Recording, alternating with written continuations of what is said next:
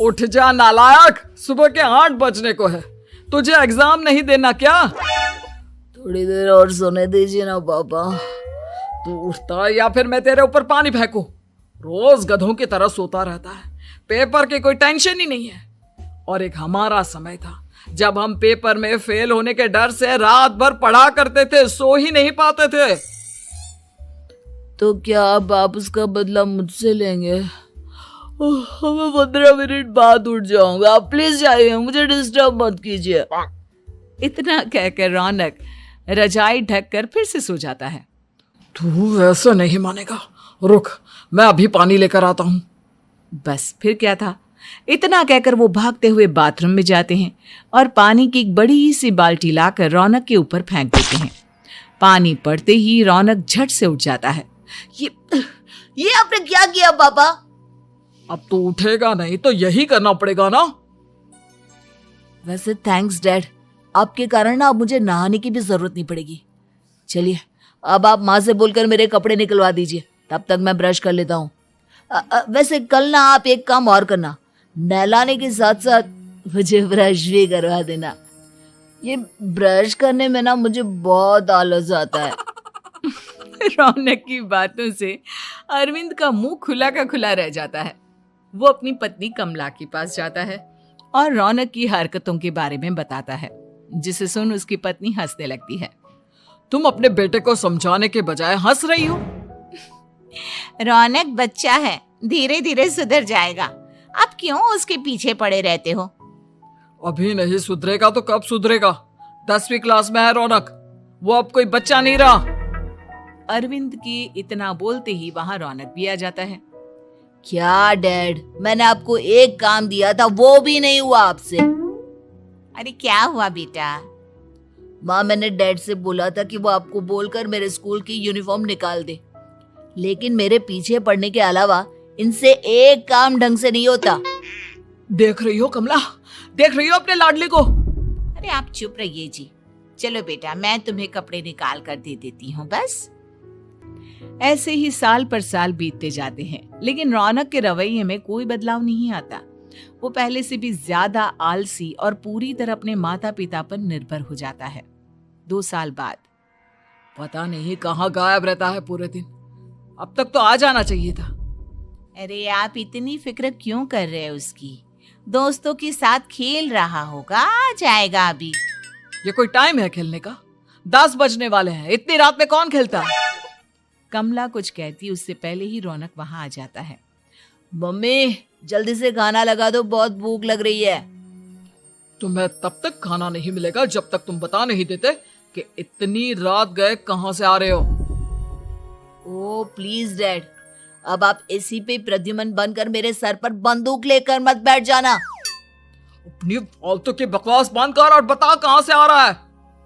माँ अब समझाइए ना डैड को। बता देना बेटा, इनको भी तसल्ली हो जाएगी। आप बोल रही हैं तो बता देता हूँ, मैं दोस्तों के साथ मूवी देखने गया था, इसलिए देर हो गई। तो इन सब चीजों में मेरे पैसे उड़ाता है? कभी 1 रुपया कमाने के बारे में सोचा है तूने? जब देखो हवा की तरह पैसे उड़ाता रहता है। माँ अब आप इन्हें चुप करा दीजिए, वरना ना मुझे गुस्सा आ जाएगा।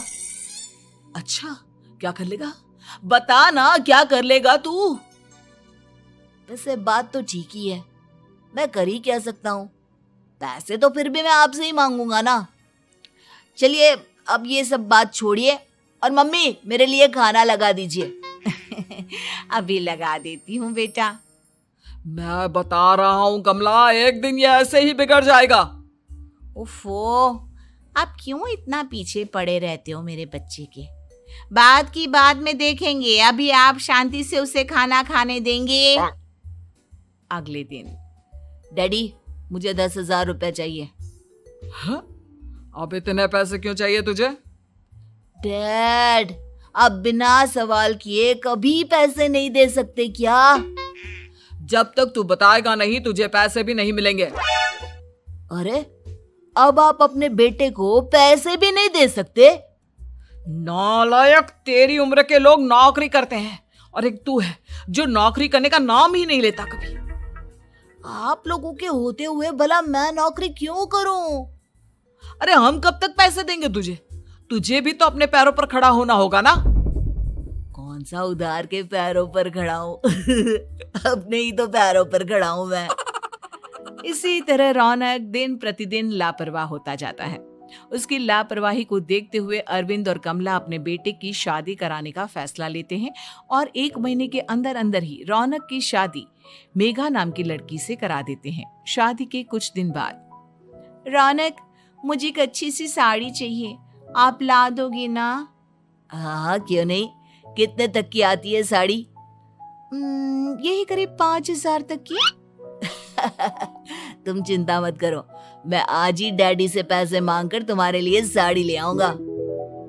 आप कब तक ऐसे ही अपने पापा से पैसे मांगते रहेंगे? कोई अच्छी सी नौकरी क्यों नहीं कर लेते आप? अरे डैड के होते हुए मुझे नौकरी करने की जरूरत ही क्या है? पर आप ऐसे कब तक उनसे पैसे मांगते रहेंगे? कुछ आपको अपने दम पर भी तो करना होगा ना। अब तुम भी बाकी लोगों की तरह मुझे ज्ञान देना शुरू मत कर देना। साड़ी चाहिए ना तुम्हें, मिल जाएगी बस। इतना कहकर रौनक अपने पिता से पैसे मांगने चला जाता है। डैडी, मुझे 5,000 रुपया चाहिए। अब 5,000 क्यों चाहिए तुझे? वो मेघा को साड़ी चाहिए थी। अरविंद आगे बिना कुछ कहे चुपचाप उसे पैसे निकाल कर दे देता है। कुछ दिन बाद, तुम्हें नहीं लगता कमला, रौनक हम पर पहले से भी ज्यादा डिपेंड हो गया है? मुझे तो अब उसके भविष्य की चिंता होने लगी है। कल को हमें कुछ हो गया तो वो क्या करेगा? काश तुमने पहले ये सोच लिया होता तो आज हमारा बेटा इतना लापरवाह नहीं होता।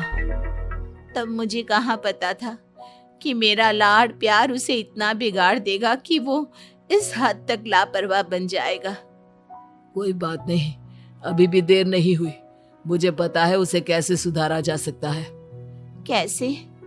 अरविंद कुछ कहता उससे पहले रौनक वहां आ जाता है और पैसों के लिए हाथ फैलाने लगता है। डैड, मैं और मेघा बाहर घूमने जाना चाहते हैं। अरे वाह, ये आज सूरज कहाँ से निकला है? Dad please. अच्छा चलो अब मुद्दे की बात करो। मुझे अब 25,000 चाहिए। अब तुम्हें 1 रुपया भी नहीं मिलने वाला। अगर तुम्हें पैसों की इतनी ही जरूरत है तो कोई ढंग की नौकरी कर लो।